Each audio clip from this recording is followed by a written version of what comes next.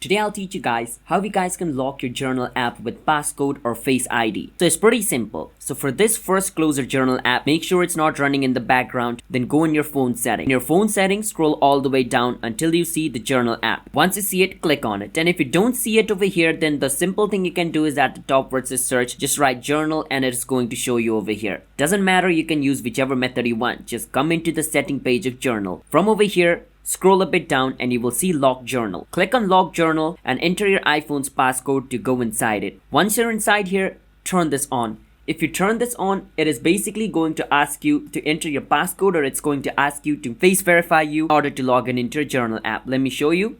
As you guys can see, now it's asking for my face verification. Only after I verify my face, I was able to enter the app. That is how you guys can set a passcode or Face ID on your journal app. So if you guys found our video helpful, hit the subscribe to our channel one step. I'll see you guys in my next video. Until then, have a nice day.